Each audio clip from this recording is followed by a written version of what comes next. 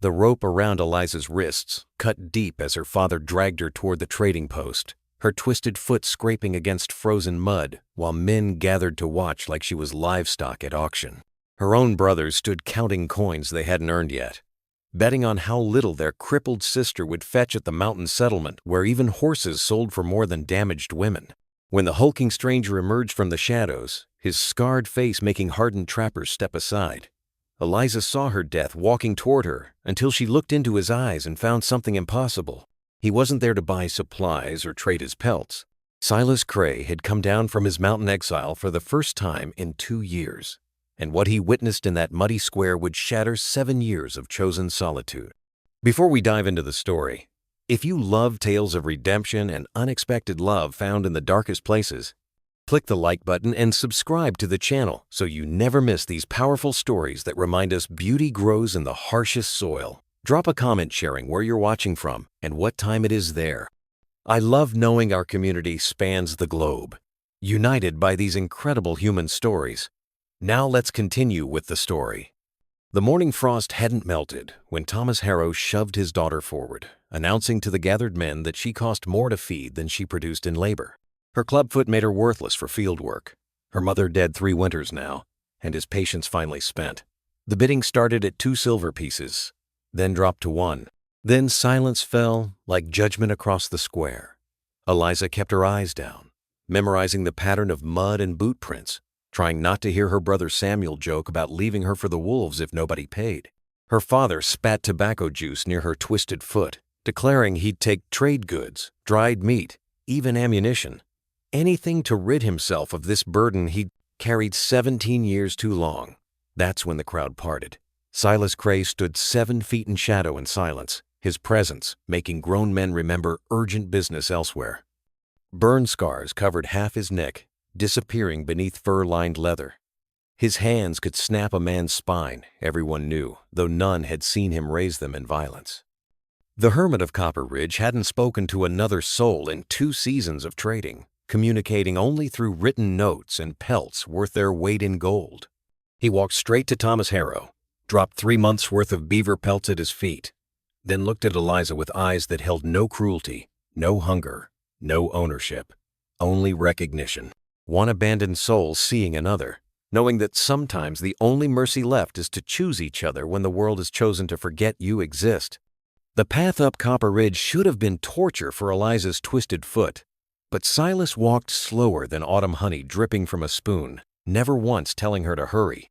When she stumbled on loose stones, he steadied her without comment, his massive hand gentle as morning mist against her elbow. 2 hours into the climb, he simply took her pack and slung it over his shoulder alongside his own, as if carrying her burdens was natural as breathing. They stopped at a creek where silver water ran so clear she could count pebbles on the bottom. Eliza hesitated before removing her special boot, the leather contraption that helped her walk but hid the shame beneath. She waited for the disgust, the recoil, the moment this strange savior would realize what damaged goods he'd purchased. Instead, Silas rolled up his sleeve and scooped water with cupped hands, offering it to her like communion wine. "Don't apologize for existing," he said, his voice rough from disuse but soft as worn flannel. They were the first words he'd spoken since the trading post, and they hit her chest like lightning. Without ceremony, he unbuttoned his shirt, revealing a landscape of melted flesh across his ribs and chest. Fire scars painted abstract horror from shoulder to hip, the skin pulled tight and shining.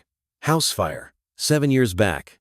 Parents, 2 sisters, baby brother, all gone.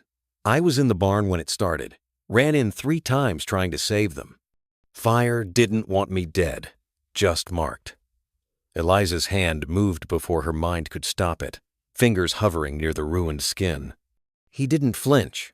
"That's why you live alone on the mountain." "Was alone," he corrected, then stood and continued walking. The cabin appeared through pine trees as the sun touched the mountain peaks, smaller than her father's barn but solid as the mountain itself. Hand-hewn logs fitted so tight winter wind couldn't find a crack. A covered porch faced the valley where distant lights twinkled like fallen stars. Inside, one room held everything needed for survival, and nothing more. Except for the bed, carved with patience from pine, covered in bear skins and actual blankets, not the horse blankets she'd known her whole life. "It's yours," Silas said, already arranging elk hides near the stone fireplace for his own sleeping spot. "I can work," Eliza protested. "Cook? Mend? Clean? I'm not useless, despite what they said." He turned then, and in the firelight she saw something crack in his expression. "Didn't bring you here to work. Brought you here to live." First person in 7 years who looked at me and didn't see a monster. Figured that was worth 3 months of pelts. Outside, the blizzard began its approach. But inside the small cabin, 2 broken people began to understand that sometimes rescue looks like 2 wounded souls choosing not to let go. 3 days into the blizzard, with snow piled halfway up the windows, Eliza found Silas hunched over a piece of paper at the rough wooden table, his massive fingers trembling. The unopened letter had been sitting there since she arrived, water-stained and bearing an official seal. He stared at it like it might bite, shame burning red across his unscarred cheek when she approached. "Can't make sense of the marks," he admitted. The words scraped raw from his throat. "Never learned. Parents died before teaching me. Haven't needed it up here until now." "The letter was from a land attorney in Denver." Eliza read it aloud slowly, her voice steady despite the legal threats about property disputes and claim jumpers trying to steal his mountain holdings. When she finished, she found him watching her with wonder, like she'd performed magic. "I could teach you," she offered. "Reading, writing. You taught me to feel safe. Let me give something back." His laugh was bitter as winter bark. "Nothing but scars and silence to give, and you want to waste your learning on me?" "Not waste. Investment." She pulled her mother's old Bible from her meager belongings, the only thing she'd been allowed to bring. "We start simple. Your name first." They worked until his infected hand, hidden beneath leather wrappings for days, finally betrayed him. The wound festered where barbed wire had torn deep, red streaks climbing toward his elbow like poison rivers. He'd been hiding it, too proud or too accustomed to suffering alone. Eliza didn't ask permission. She boiled water, gathered herbs she'd spotted drying in his rafters, and created the same poultice she'd used on her father's horses. Silas tried to pull away when she unwrapped the wound, but she held firm. "Stubborn fool. You saved me from freezing to death in my father's barn, but you'll let your arm rot off rather than show weakness?" The fever took him that night. In his delirium, he called for his mother, begged his sisters to get out of the house, screamed his brother's name until his voice cracked. Eliza held his head in her lap, cooling his burning skin with snow-chilled claws, singing the lullabies her mother had sung before everything went dark. "Please, don't leave," he whispered in a moment of clarity, his hand finding hers. "Everyone leaves."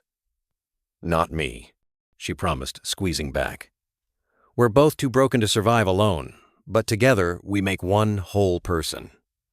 When dawn broke through the storm clouds, his fever had passed.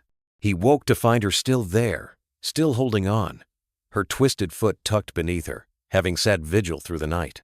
She'd used her own hair ribbons to secure fresh bandages, her precious few belongings sacrificed for his healing. "Why?" he asked. "Because you saw me as human when my own blood didn't." "That's worth more than 3 months of pelts." "That's worth everything." Spring arrived with horses thundering up the mountain path, and Eliza recognized her brothers' voices before she saw their faces. Samuel and Jacob had brought the sheriff and 4 other men, playing the role of concerned family with practiced deception. They dismounted with righteous fury, claiming Silas had kidnapped their beloved sister, demanding justice and additional compensation for their grief. But when Eliza emerged from the cabin, their prepared speeches died in their throats. She wore a dress Silas had traded premium pelts for, dyed blue as mountain columbines. Her limp was barely noticeable with the custom walking stick he'd carved. The handle fitted perfectly to her grip. Her hollow cheeks had filled out, her eyes clear instead of deadened by hunger and neglect. "Sister." Samuel stepped forward with false warmth. "We've come to rescue you from this monster." "Rescue?" Eliza's laugh was sharp as winter ice breaking. "Like you rescued me from Father's fists? Like you rescued me from sleeping in the barn because I wasn't worth heating another room?" Jacob tried a different approach, his voice syrup-sweet with manipulation. "You're living in sin with this hermit. What would Mother think?"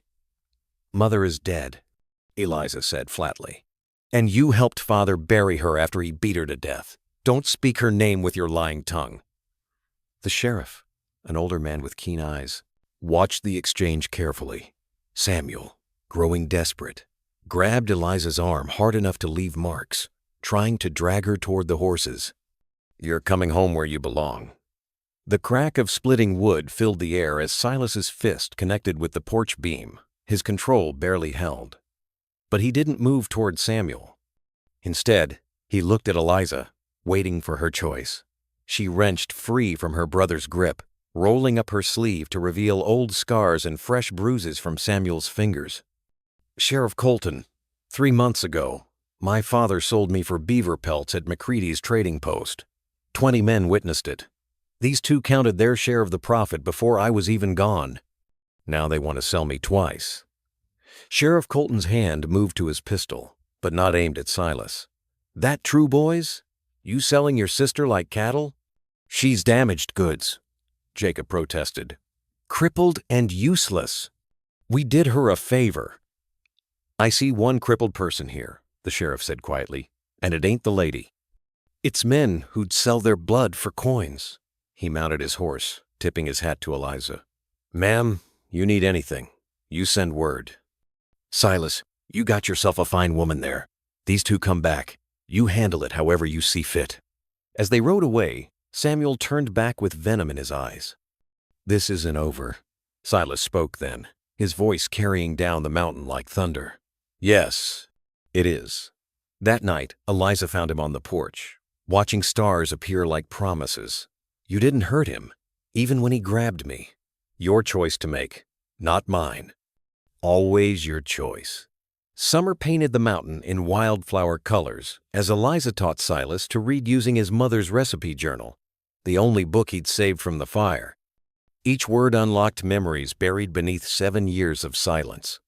"Sugar," he sounded out slowly, and suddenly he was 8 years old, stealing cookie dough while his mother laughed. "Cinnamon," and he could smell his sister's hair after bath day. In exchange, he modified every hunting technique for her twisted foot. He built platforms in trees where she could wait steady, carved special grips for her smaller hands, designed traps that didn't require running. The day she shot her first deer, one clean shot through the heart from 50 yards, Silas whooped loud enough to echo across 3 valleys. They dragged it home together, Eliza's pride making her foot seem less heavy. That night, as they prepared the venison, she taught him to write his first complete sentence. "Eliza made the kill shot today." "Why that sentence?" she asked, watching him form each letter with painful concentration. "Want to remember the day you became yourself again, not useless." Never were. The fire crackled between them as they ate. The best meal either had tasted in years because it was theirs, earned together. Eliza found herself studying how firelight caught in his hair, how his scarred hands moved with such gentleness despite their size. When he looked up and caught her staring, neither looked away. "I should check the smokehouse," he said, but didn't move. "It can wait," she whispered. The space between them disappeared like morning mist. His hand cupped her face with reverence, thumb tracing her cheekbone like she might dissolve. The kiss was tentative, soft as dawn breaking, until Eliza pressed closer and felt him shake with something beyond desire, fear. He pulled away so suddenly she nearly fell. "Can't do this." "Why?" The word came out cracked. "Everyone I've loved is ash and memory. My parents, sisters, baby brother. Even my dog died trying to save them." His voice broke on the confession. "I bought your freedom, Eliza. Won't cage you with my curse." "What if I want to be caught?" He stood, pacing like something caged himself. "You don't understand. I don't know how to be gentle without breaking. Don't know how to love without destroying. 7 years alone didn't fix what's broken in me, just hid it." Eliza rose, her stick supporting her as she moved close enough to see tears he'd never shed for himself. "You think you're broken? I was sold for pelts. My own father crushed my foot to keep me humble. Every night in that barn I planned different ways to die, but you saw worth in me when I couldn't see it myself. That's different. No. Love is choosing to stay when everything says run. So I'm choosing. Question is, are you? He looked at her then, this woman who transformed his tomb of solitude into something resembling home, and spoke the truest words he knew. Terrified, but choosing you. The trading post bustled with autumn preparation when Martha Bellwether's voice cut through the crowd like a blade. Eliza Harrow? Child? Is that really you? The wealthy matron approached with tears streaming down her powdered cheeks, clutching Eliza's hands before she could retreat. Martha had been her mother's only friend, before father forbade all visitors. I thought you were dead, Martha whispered. After what your father did to poor Catherine, I assumed he'd killed you too. Eliza's world tilted. Mother died of fever. Fever? Martha's face went white. Oh, sweet child. No. She pulled Eliza behind the milliner's shop, away from listening ears. Your mother died defending you. I was there, delivering preserves, heard the screaming from outside. The truth poured out like poison from a wound. Catherine Harrow had caught her husband twisting 3-year-old Eliza's foot in his hands, trying to break it worse because she dared to run when he came home drunk. Her mother flew at him like holy fury, clawing his face, screaming for him to stop. He'd thrown her against the fireplace stones. Her skull cracked like an egg. Your foot wasn't born that way, Martha continued, her voice thick with old grief. You were perfect. He broke it to keep you from running, then never let it heal proper. Said it would keep you humble, dependent. Your mother died trying to stop him from crippling you completely. Eliza didn't remember falling to her knees, didn't remember Silas finding her there an hour later, didn't remember the ride home. She came back to herself in their cabin, her fists bloody from pounding them against the walls, Silas restraining her gently while she screamed 17 years of rage. When the storm passed, she found him packing. Money, dried meat, ammunition, winter clothes. A letter of introduction to a boarding house in San Francisco. Everything she'd need to start over. Heard everything, he said quietly. You deserve a real life, not hiding on a mountain with someone as damaged as me. Stagecoach leaves tomorrow. I'll take you down. You're abandoning me too? Setting you free. There's nothing here but isolation, and a scarred man who brings death to everything he touches. Eliza stood, her rage crystallizing into something harder than diamond. I don't want to run to San Francisco. I want to face him. I want him to admit what he did to Mother, to me. Eliza? He took everything. My mother, my childhood, my ability to walk without pain. And he sold me like livestock when I wasn't useful anymore. She turned to face Silas fully. You think you bring death? You brought me back to life. Now I need to bury the ghosts, or I'll never be free. Silas studied her face, seeing not the broken girl he'd bought, but a woman forged in survival's fire. Then we face him, together. But if he raises a hand to you again, he won't get the chance. Her voice was iron. This ends now. Thomas Harrow arrived at midnight, whiskey, sick and rage-filled, kicking the cabin door with enough force to splinter wood. He'd come alone, too proud or too stupid to bring witnesses to what he planned. Where's my property? He slurred, waving a rusted knife. That giant fool thinks he owns you, but I got rights. Everything you earn is mine by law. You're mine by blood.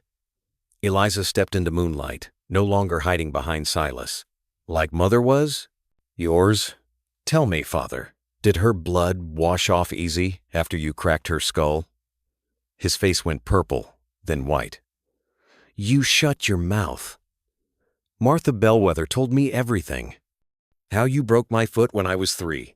How Mother died trying to stop you from breaking the other one. Each word was a bullet, carefully aimed. How you've been telling lies for 14 years. Lies. You were born wrong, cursed, devil-marked. I was born perfect. The scream tore from her throat. You made me this way. You killed her for trying to protect me. Thomas lunged forward with the knife, spit flying as he roared. Should have drowned you at birth. Finish what I started 17 years ago. Silas moved to intervene, but Eliza was already in motion. Every hunting lesson, every hour of practice, despite the pain, crystallized into pure instinct. She grabbed the rifle propped by the door, the one Silas had modified for her grip. Her father charged like a rabid animal, knife raised to strike. The shot echoed across the mountain. Thomas Harrow dropped, clutching his thigh where the bullet had torn through meat but missed the artery. Deliberate, calculated. She could have killed him but chose not to. That was the difference between them. "You're going to live," she said, standing over him as he writhed. "Going to live, knowing your crippled daughter bested you. Going to sign this confession," Silas is writing. "Going to crawl down this mountain and never come back." By dawn, Sheriff Colton had arrived, summoned by the gunshot. He read Thomas Harrow's shaky signature on the confession, witnessed by 2 trappers who'd heard the commotion. Murder of Catherine Harrow, assault of a child, attempted murder tonight, 20 years in territorial prison. Minimum, the sheriff said. Unless you prefer frontier justice right here. Thomas chose prison, blubbering as they loaded him on a horse, suddenly old and pathetic without his fists and liquor courage. As they led him away, he turned back, once. "You're just like me," he spat at Eliza. "Violence in your blood." "No," she said quietly. "I'm like Mother. I protect what I love." That night, Silas found her at the creek where they'd first shared their scars. You could have killed him. Death would have been mercy. Living with the truth is justice. She leaned into his warmth. "The violence woke your nightmares again. I heard you calling for your family." "Different this time," he admitted. "Wasn't trying to save them. Was promising them I'd learned how to protect someone without losing them." Winter came harsh and early, but it was Silas who froze from the inside out. The violence with Thomas had shattered something he'd kept locked for 7 years. He stopped eating, pushing his portions to Eliza. Stopped speaking except for necessities. Stopped sleeping, spending nights staring at the window toward the valley where his childhood home once stood. Eliza woke one night to find his blankets empty, the door standing open to a brutal blizzard. Panic clawed her throat as she wrapped herself in furs and grabbed a lantern. His footprints led up, always up, toward the mountain's crown where wind howled like grieving mothers. She found him kneeling in 2 feet of snow at a circle of stones she'd never noticed before. 5 makeshift crosses marked with names: Margaret, Samuel, Rebecca, Mary, baby Thomas. His family's memorial, built by hands that had been too late to save them. "Should have died with them," he said, voice hollow as winter wind. "Keep seeing their faces in the fire." Rebecca was 12. Mary was 9. Thomas was barely walking. I was in the barn fixing a harness. Saw the smoke. Ran. Wasn't fast enough. "Silas, you tried. Failed." "Just like I'll fail you. The curse follows me, Eliza. First them, now your father's violence. Death tracks my footsteps.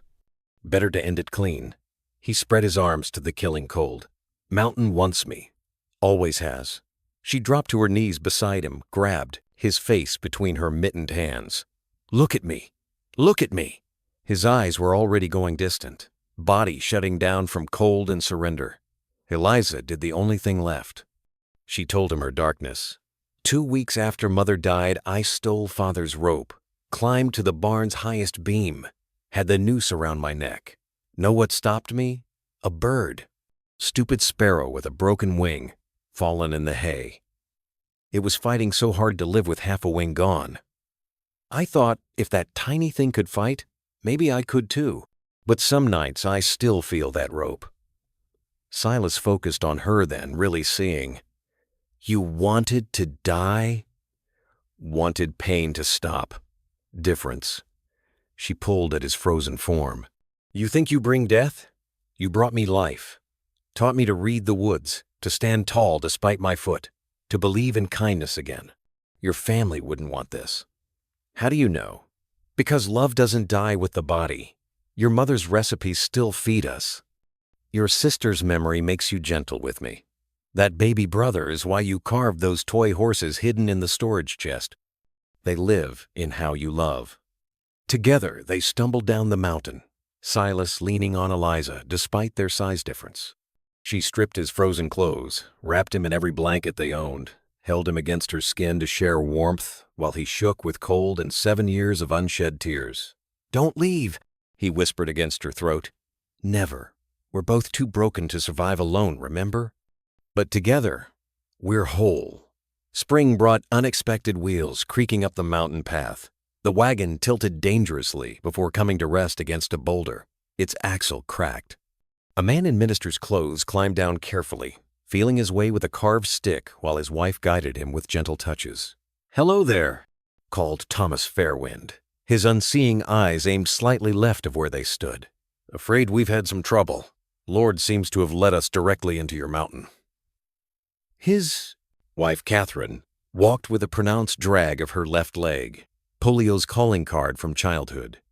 "Thomas insists God doesn't make mistakes, but sometimes I wonder about his navigation." Silas approached cautiously while Eliza brought water and food. Over repairs and supper, the traveling preacher and his wife shared their story.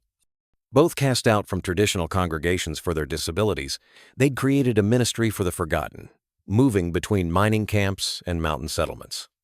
"Funny how folks think broken bodies mean broken souls," Thomas said, his blind eyes somehow seeing straight through to truth.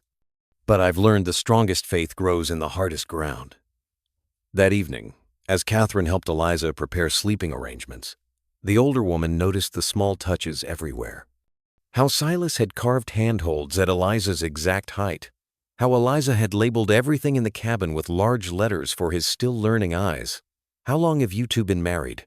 Catherine asked. "We're not," Eliza admitted, then found herself spilling the entire truth.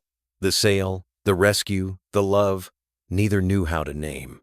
Catherine smiled. "My dear, I've seen married folks who share less love than what fills this cabin." Later, Thomas approached Silas at the woodpile. "That woman looks at you like you hung the moon. She deserves better than a scarred hermit who can barely read." "Does she think that?" Silas paused. "No. Then why are you deciding for her?" Thomas felt his way to sit on a stump. "Son, I'm blind and my wife can barely walk. Think we deserve each other?" "That's different. Is it? Love isn't about deserving. It's about choosing. Every day, despite the hard parts, because of them even." That night, Thomas offered quietly, "I could marry you. If you wanted. Not many preachers would, given how you came together. But I see God's hand in broken things finding wholeness." Silas looked at Eliza, who was showing Catherine journals she'd kept of their life together. Page after page of recorded moments. His first successfully read sentence. Her first successful hunt. How he'd stayed up 3 nights, nursing her through fever. How she'd taught him to write his family's names. "Eliza," he called softly. When she turned, he held out his scarred hand. "Would you marry me? Not because you were bought or have nowhere else to go, but because I choose you. Every sunrise, every season, for whatever time we're given." She crossed to him, took his hand. "I chose you the day you saw me as human." Yes. They married at sunset on the mountain peak, the valley spread below like a promise. Thomas spoke words of binding, while Catherine sang hymns in her croaking, beautiful voice. 2 broken couples, making something holy from survival. 5 years dissolved like morning frost, transforming the lonely mountain cabin into something that breathed with life. Eliza's herb garden stretched in terraced rows, each plant chosen for healing. Trappers and native traders knew to bring their wounded here, where the woman with the twisted foot had gentle hands and medicine that actually worked. Silas had built 3 additional rooms, planning for a future neither had dared imagine before. That future played in the yard now, chasing butterflies with perfect dancing feet. Hope, their daughter, 4 years old with her mother's determination and her father's quiet strength. She'd never known a world where different meant less than, where scars meant shame, where love came with conditions. "Papa, read me the story," Hope demanded, climbing into Silas's lap with the book he'd written himself. each word careful and true. The story of a mountain that was lonely until two broken people made it whole.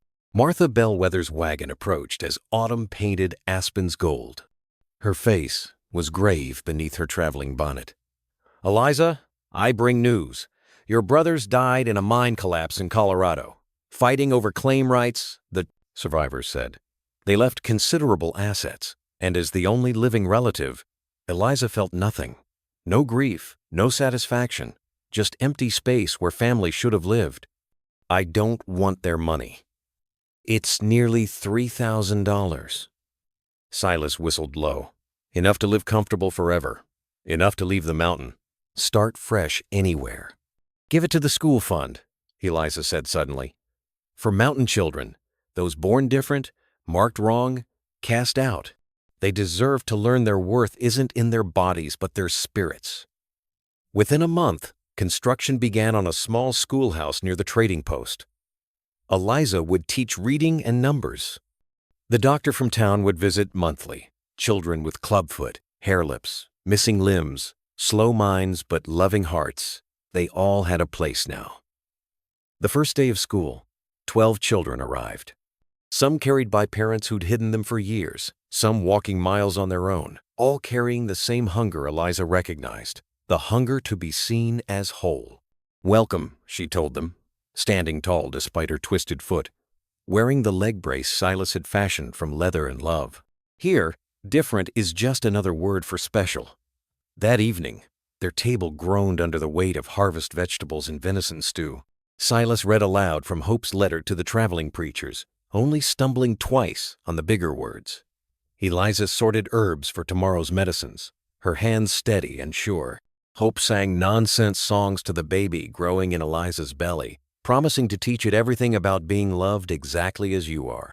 The mountain that once held only silence now echoed with laughter, with lessons, with life rebuilt from ashes. Sometimes the broken pieces, when fitted together with patience and love, create something stronger than what was whole before. Sometimes the people the world throws away become the foundation for something extraordinary. Before we close this story, remember that every soul has worth beyond what eyes can see. If these tales of triumph over tragedy touched your heart, click the like button and subscribe to never miss stories that remind us love grows strongest in impossible places. Tomorrow brings another tale of unexpected redemption. Until then, keep believing in second chances.